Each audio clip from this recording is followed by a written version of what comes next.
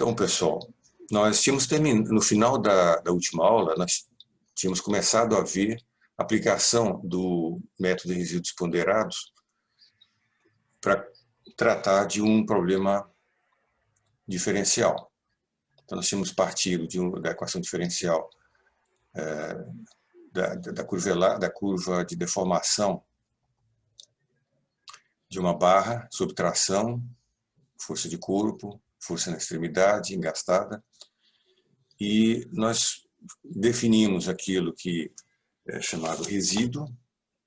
Lembram que resíduo é aquele conceito de que, se você aplica na equação a solução, e por definição solução é a função que satisfaz essa equação em qualquer ponto do domínio, além de satisfazer também os pontos de contorno. Então, se você aplica no lado esquerdo aqui a solução, o resultado dessa operação vai ser zero em qualquer ponto. Tá? Se você colocar qualquer outra função, o resultado não será zero, então é o que se chama de resíduo. O processo que se trata aqui é justamente de identificar fazer as deduções até um certo ponto com uma função arbitrária dentro de um certo conjunto de funções. De forma que você vai ter um resíduo, a princípio.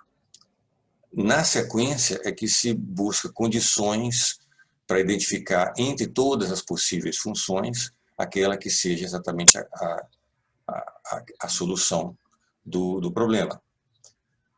Então, nós tínhamos inicialmente identificado dois conjuntos de funções. O conjunto de funções cinematicamente admissíveis, aqueles formados por funções que são contínuas naquele domínio e deriváveis por partes. Além de, nós requeremos aqui, embora não expliquemos, até aquele momento a gente não explicou por que nós impomos também essa condição para que as funções pertençam a esse conjunto, que é a condição de que todas elas satisfaçam as condições de contorno essenciais do problema, aquelas em que a função primal, a variável primal, seja prescrita. O outro conjunto é o conjunto de variações, o conjunto de deslocamentos virtuais, em que também é um conjunto de funções contínuas naquele domínio, diferenciável por parte e nula na região de contorno de Dirichlet. Então, nós identificamos o resíduo e aí fizemos uma segunda operação, que era ponderar esse resíduo. Ponderar significa, nesse caso, multiplicar por uma função arbitrária. Uma função, estamos designando aqui por esse circunflexo em cima, o chapéu, uma função também definida sobre o domínio, e nós requeremos, nesse momento, que essa função pertence àquele conjunto de variações. Embora nessa etapa aqui, é bom que fique claro que eu posso multiplicar essa função resíduo por qualquer coisa. Não precisa ter essa restrição aqui, ou qualquer outra restrição. Eu poderia multiplicar, inclusive, por uma função singular, hipersingular, uma função descontínua, uma função de qualquer espécie que se queira, uma função em forma de delta de Dirac. Né? Não há restrição. Isso é claro. Eu tenho uma igualdade aqui, eu posso multiplicar por qualquer coisa. Tá?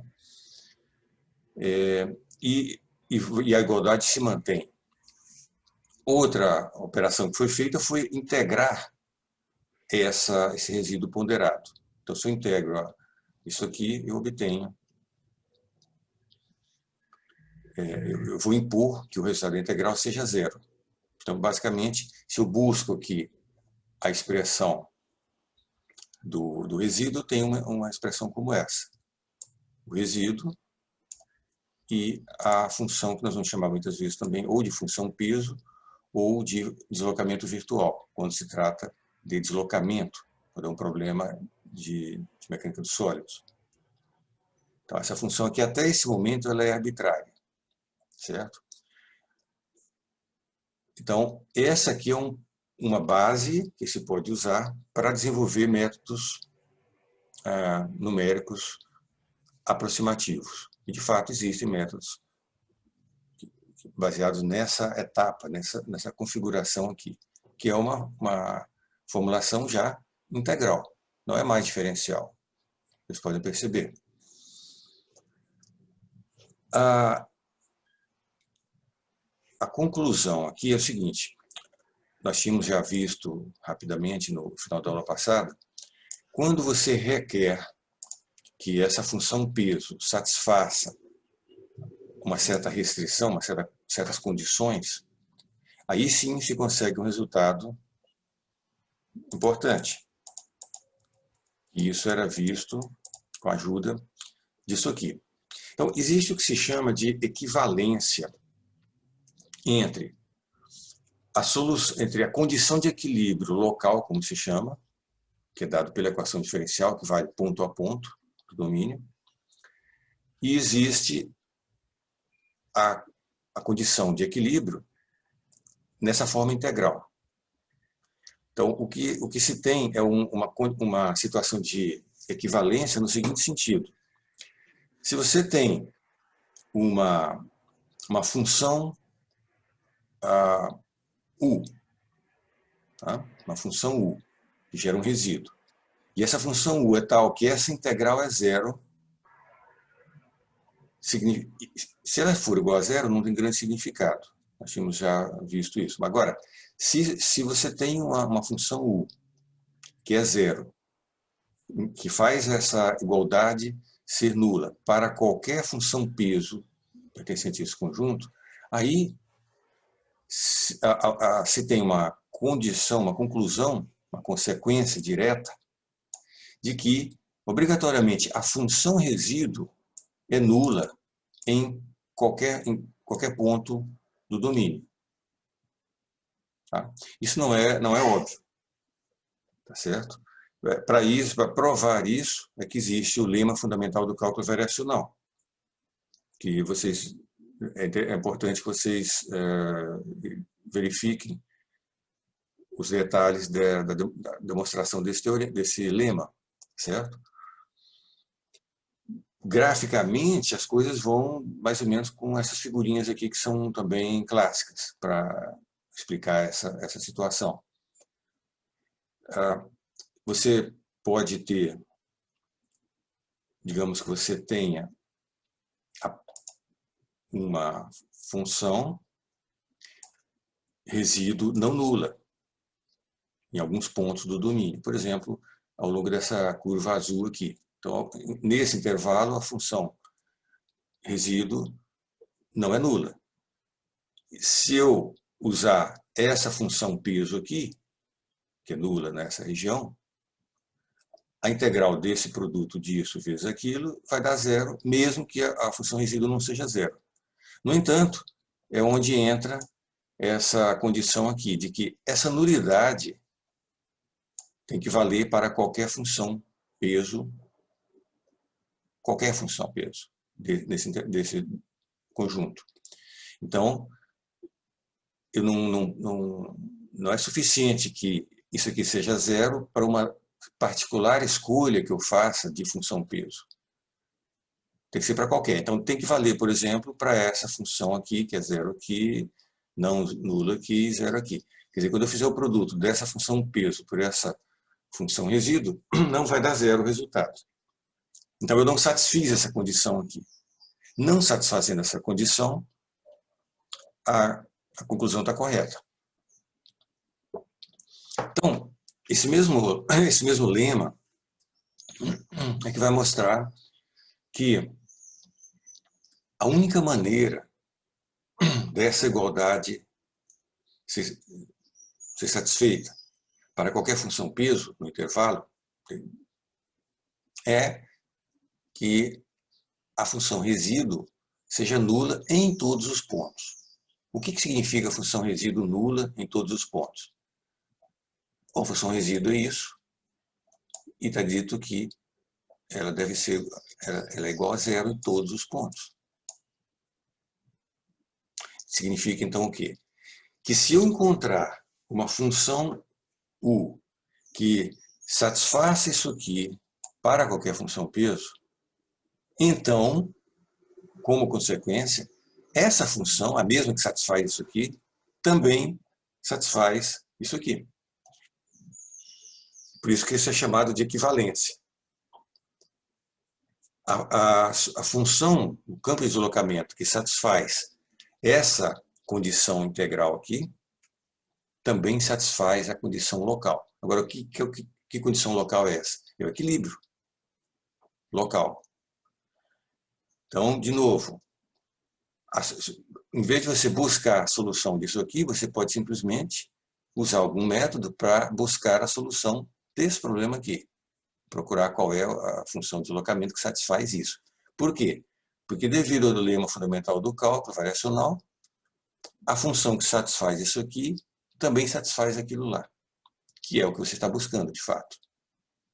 Uma solução que satisfaz o equilíbrio, além das outras equações. Lembra que essa equação diferencial aqui, ela, na verdade, ela é a equação de equilíbrio, porém ela já incorpora a equação cinemática e também a relação constitutiva. Então, ela engloba todos os três conjuntos de equações, mas ela é uma condição de equilíbrio, tá? Local em cada ponto. Quando se fala de equivalência, lembra que matematicamente essa expressão equivalente tem uma significação muito bem definida. Significa que você tem que ter a implicação nos dois sentidos da dedução. Então, existem duas partes para que seja uma equivalência. Então, nós tínhamos mostrado agora, comentado essa segunda parte aqui, quer dizer, se a função satisfaz isso aqui, automaticamente, pelo lema fundamental, ela satisfaz a condição local. Então, essa é uma etapa, uma das direções da demonstração da equivalência. Para completar a prova da equivalência, para mostrar que as duas funções são equivalentes mesmo, ou que as duas formulações de fato são basicamente a mesma coisa, precisa ir do lado contrário. Do lado contrário que é esse item 1 aqui. Quer dizer, se você tem uma função que satisfaz o equilíbrio local, a formulação diferencial, aí o que acontece? O resíduo é zero, aí essa integral é zero para qualquer função peso. Então, significa que a solução dessa equação diferencial também resolve essa condição. Então, está provado a equivalência nos dois sentidos. Certo? Até agora, a gente não usou, na verdade, nenhuma condição.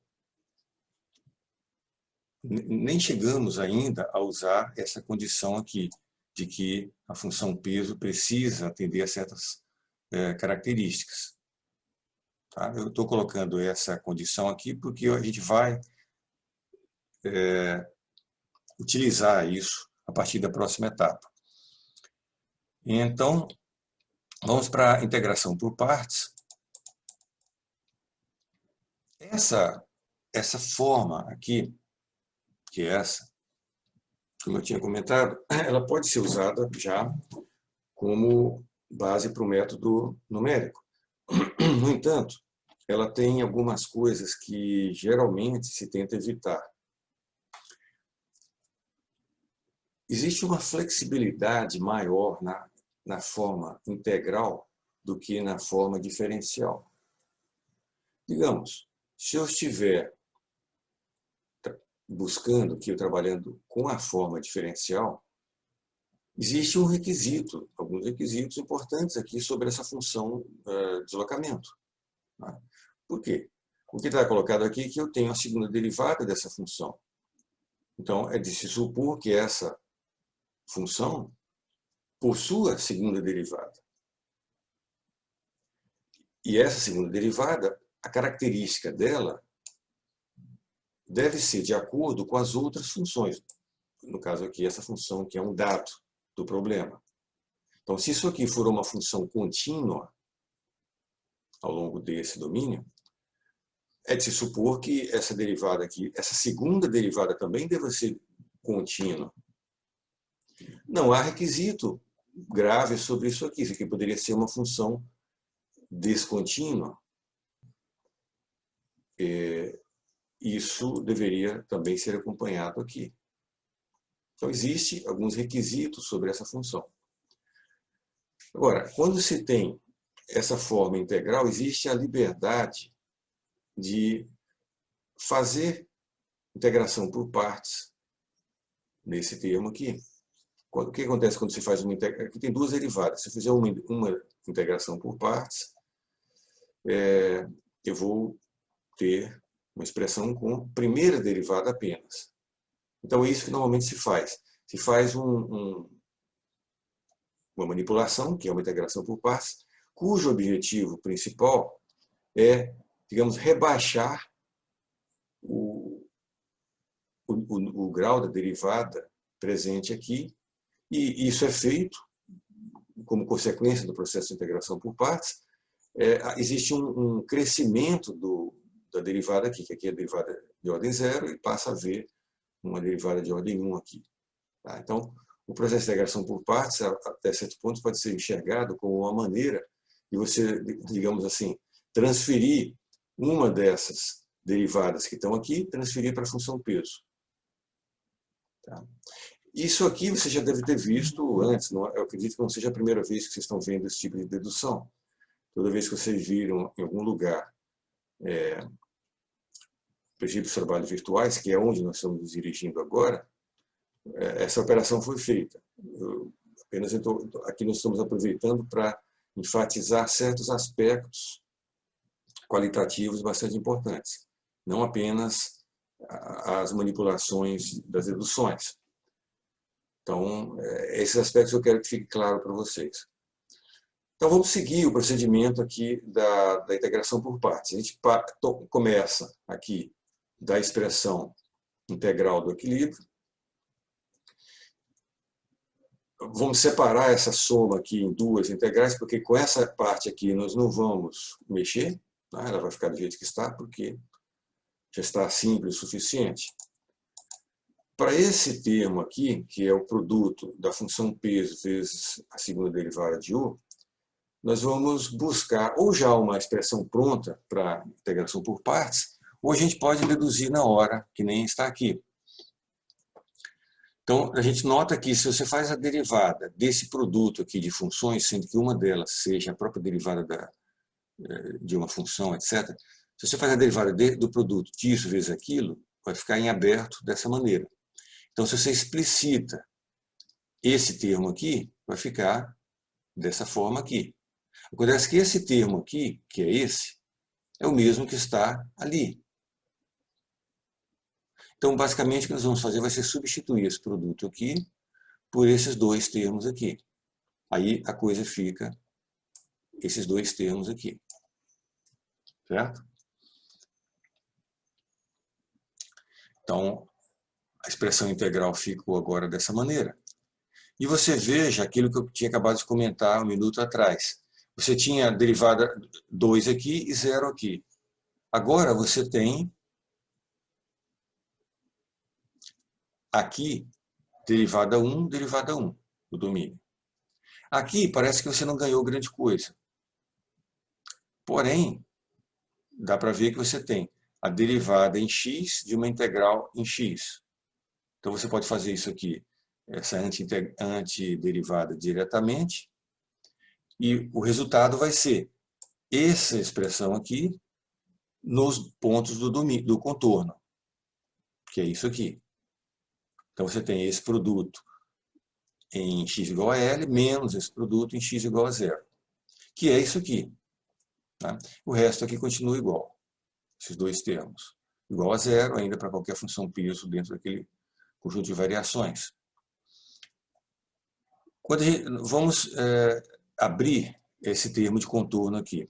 Ele vai ficar assim, vai ter dois termos, em x igual a L e x igual a 0. Vamos colocar os significados aqui. du dx é a deformação, né?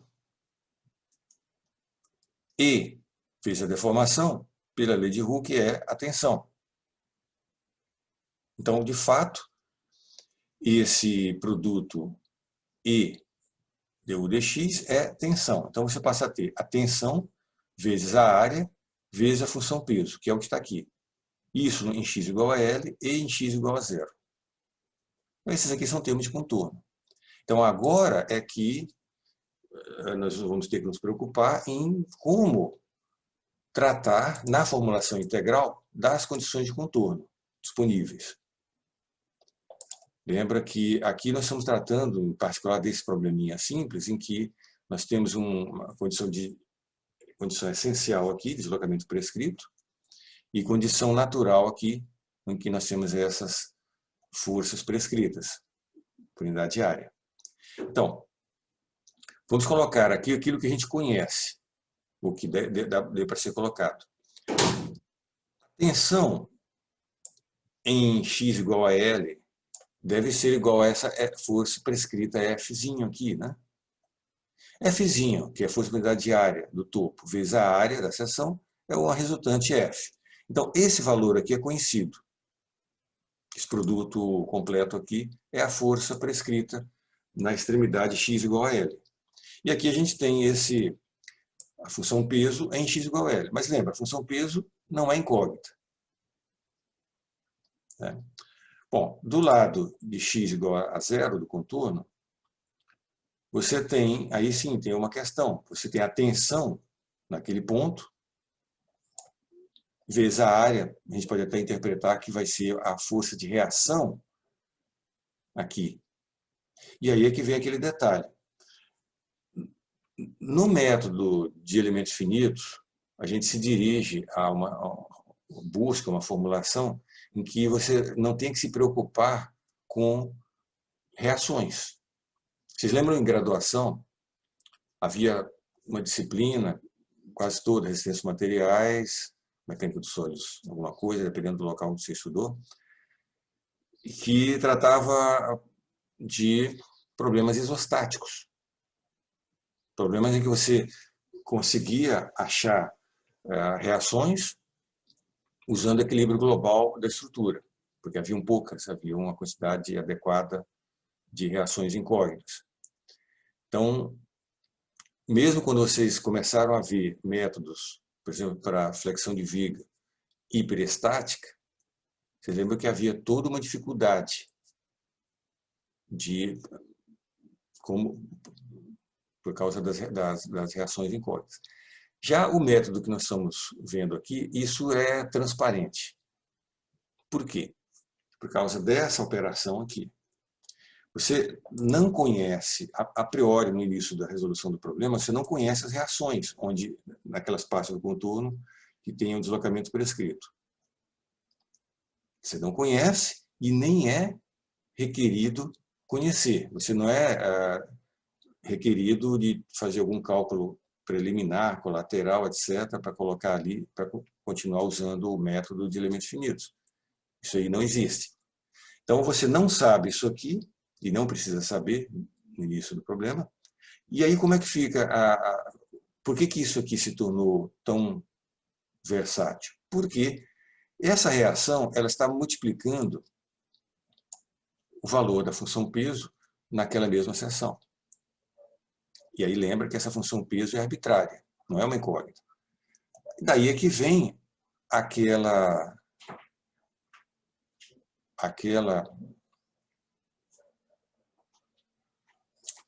essa condição aqui, que nós impusemos já desde o início, mas que só agora a motivação dela aparece.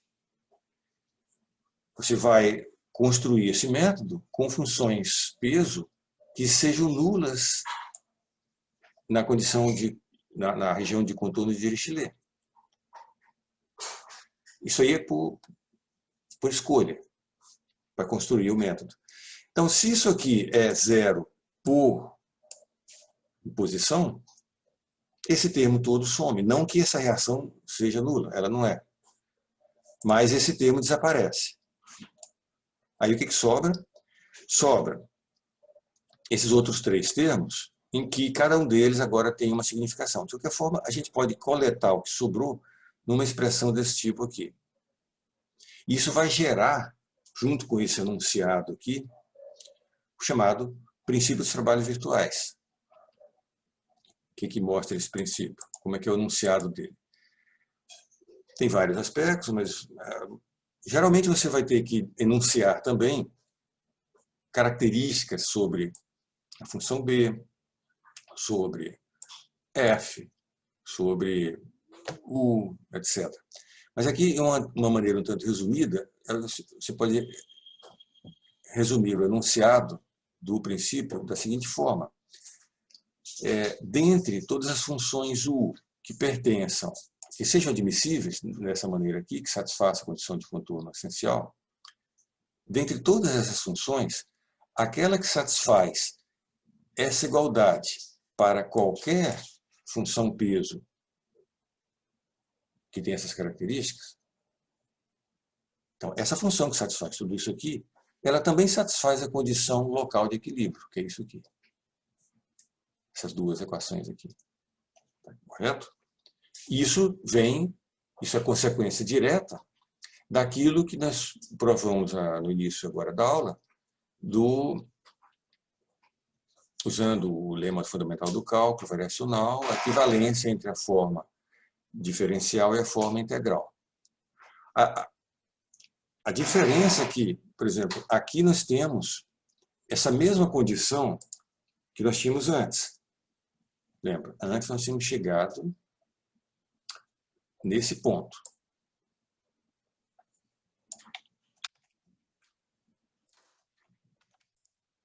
Tá? Nós tínhamos a ponderação, nós poderíamos até passar isso aqui para o lado de fora. Nós tínhamos a ponderação, isso aqui está ok, já está bem. Já também existe uma equivalência entre essa solução e aquela.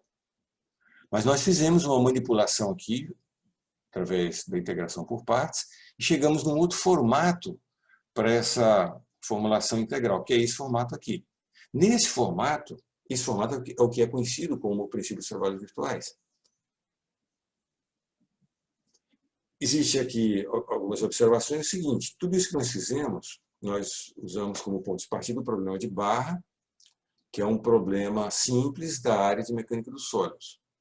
Quando você pega um equilíbrio de um problema de mecânica dos sólidos, você seguindo esse procedimento, você chega no princípio dos trabalhos virtuais.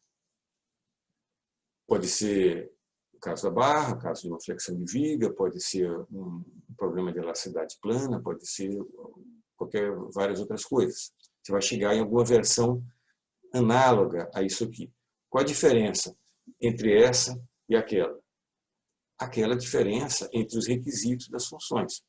Aqui você tem a segunda derivada da variável primal e aqui derivada zero. Aqui você tem, veja que do lado esquerdo da igualdade, você tem incógnitas. A única incógnita desse problema é o deslocamento U. Lado direito, você não tem incógnita. Aqui tem um. Lado direito não tem incógnita. Ou função peso ou dados de carregamento. Então, do lado das incógnitas, você tem aqui um balanço, um equilíbrio, uma igualdade das derivadas da função primal e da função dual. Certo? Qual a consequência disso? A consequência disso está associada a esses requisitos aqui. Então, veja que para o problema diferencial, você precisa que o deslocamento seja duas vezes diferenciável. Né? O que significa isso? Que pelo menos a primeira derivada dessa função tem que ser contínua. Né? De forma que a segunda derivada fica definida ainda. Embora aí a segunda derivada fique descontínua. Se isso aqui for descontínuo também, as coisas ficam bem. Agora, essa restrição, aqui ela assume uma outra visão.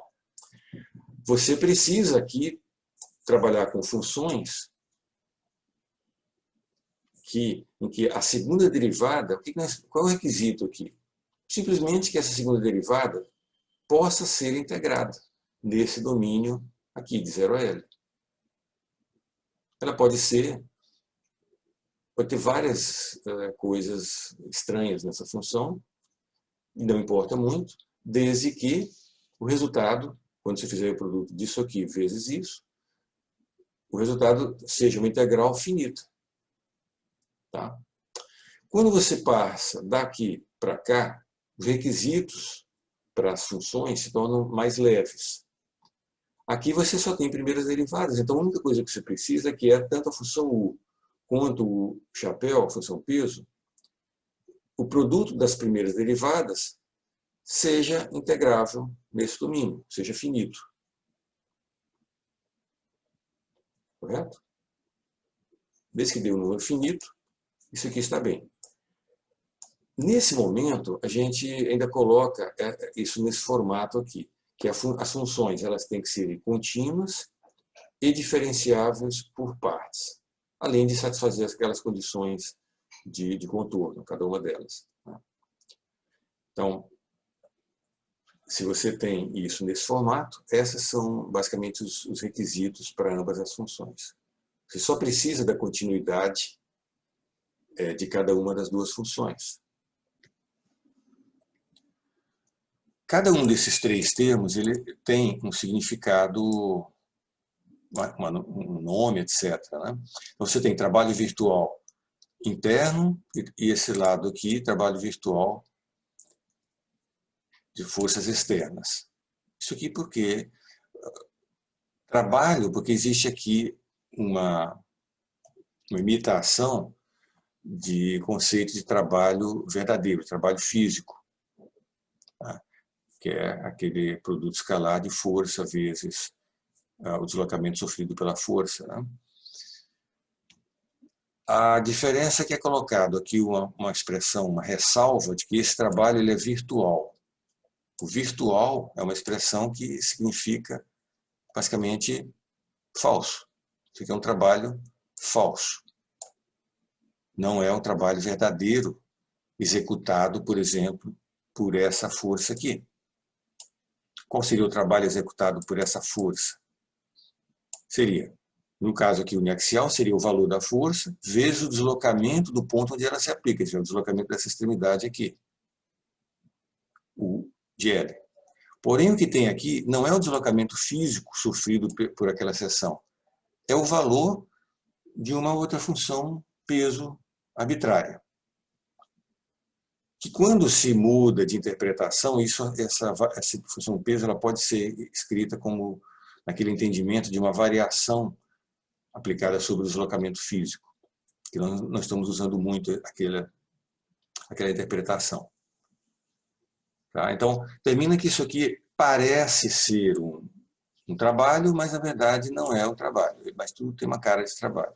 Tanto por esse trabalho externo, virtual, quanto esse aqui que é o trabalho interno. Por quê? Isso aqui tem uma cara de... Aliás, isso aqui é a própria definição de deformação, né? εx. Isso aqui é como se fosse usando o outro jargão, é uma deformação virtual. Não é uma deformação verdadeira, física, mas segue o mesmo operador da deformação física, que é derivada em relação a x. Então é como se isso aqui fosse o seguinte, essa deformação vezes o modo de elasticidade é a tensão. Então fica a tensão vezes a deformação aqui. Então tem um simulacro aqui de trabalho. Tá?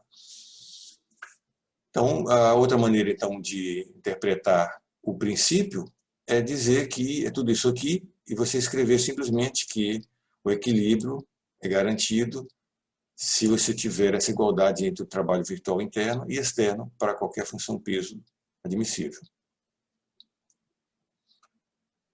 Professor. Oi. Uma dúvida rápida ali. Sim. O sigma L ele só é igual a F porque é uma função Sigma onde? Onde? Aqui? Onde? unidimensional. É isso aí. O primeiro. O primeiro. O sigma de L só é igual a F porque é 1D, né? Sim, isso aqui é tudo 1D. Depois nós vamos repetir isso aqui em elasticidade, onde vai ser 2D ou 3D. Então, aí a cara dessa integral por partes aqui vai ser aquilo que é um dos vários teoremas de Green, de conversão de integral de volume e integral de superfície. Certo. Mas vai ser no Beleza. contorno. Vai aparecer aqui uma coisa que não vai ser isso aqui, vai ser uma integral de contorno. Certo. Né? Entendi. E mais uma pergunta, professor. Sim. Ali no 5.223, Mais à frente. Onde? isso, um pouquinho mais. Isso. Você fez essa igualdade 23 entre esse trabalho aqui? interno e externo? O 5,23? Esse mesmo. Sim. Aqui no livro, isso. Aqui no livro, eu acho que talvez tenha um erro, que tá, isso aí tá igual a 0. Isso. Tem ficou esse erro aí. Mas Tá, ou você beleza. iguala Só pra uma confirmar que coisa é a o mesmo. outra, Obrigado, professor. ou subtrai aqui, que é que nem está aqui, né? Aí fica igualado a 0. Uhum. É. Certo, beleza. Obrigado. Então, é sempre bom a gente lembrar o seguinte: tudo que nós fizemos aqui, usando o método de resíduos ponderados, nós estamos aplicando nessa equaçãozinha aqui, unidimensional, etc. Né? Mas ele é o mesmo, essas etapas que nós fizemos aqui são as mesmas que nós vamos fazer qualquer que seja o operador diferencial, qualquer que seja o problema diferencial que você tem aqui. Tá? A diferença, inclusive, boa parte das vezes nós vamos fazer a integração por partes também. Existem operadores, por exemplo, se você pegar a equação diferencial de placa, também é simples, só que ela é de quarta ordem. Então tem derivadas quartas. O que se faz? Em vez de você fazer, então aqui pareceria quarta ordem. Em vez de você fazer uma integração por parte, você faz duas. E cada vez que você faz, você leva uma dessas derivadas para a função peso. Quando você faz duas vezes, você fica com uma forma em que aparece duas derivadas em U e duas derivadas na função peso. Você sempre busca igualar essas derivadas. Isso vai ser possível quando a ordem do operador for par. É uma das características do chamado problema autoadjunto. O problema autoadjunto ele tem essas características. Uma delas é que a derivada dos termos é de ordem par, então você consegue, através de uma quantidade adequada de integrações por partes, gerar uma expressão em que esteja igualada às derivadas da função primal e da função peso. Certo? Quando esse problema aqui... Professor? Oi. Professor, na verdade, é só uma curiosidade, né, que eu estava pensando. Eu queria mais saber uma curiosidade quanto ao módulo de elasticidade, né, que o senhor considerou constante aí, né, nessa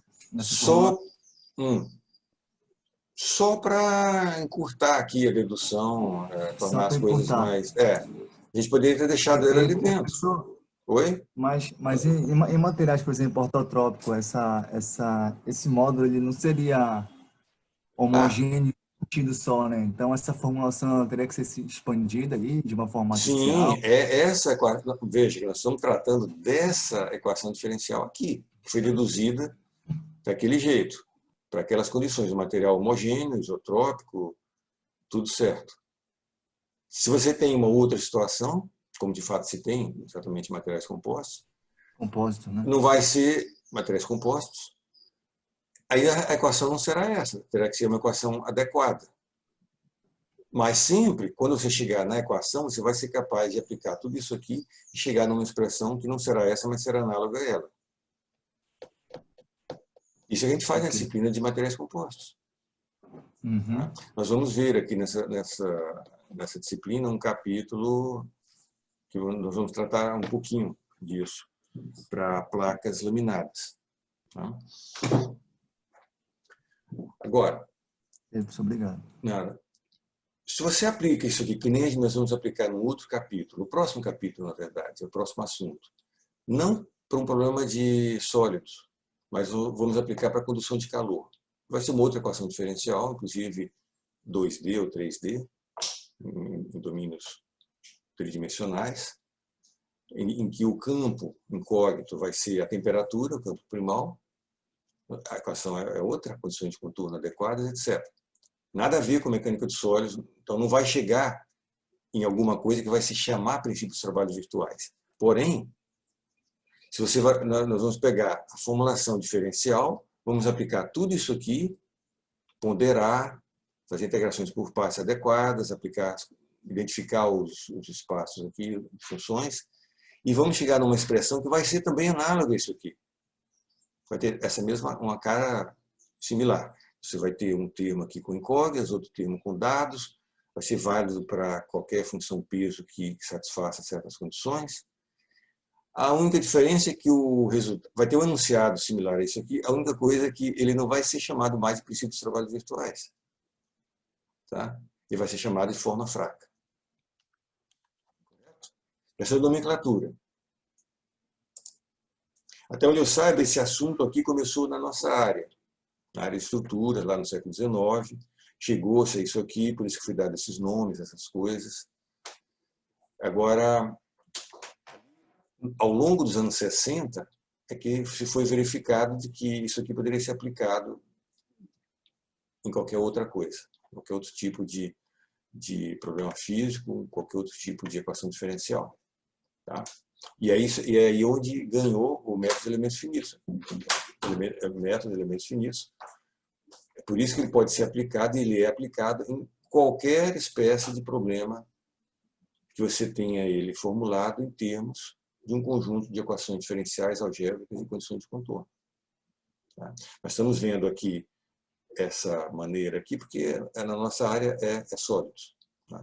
Se a gente estivesse dando um curso aqui de métodos de elementos finitos para campos eletromagnéticos, nós estaríamos seguindo as mesmas sequências aqui, basicamente. Ou escoamento fluido, ou várias outras coisas.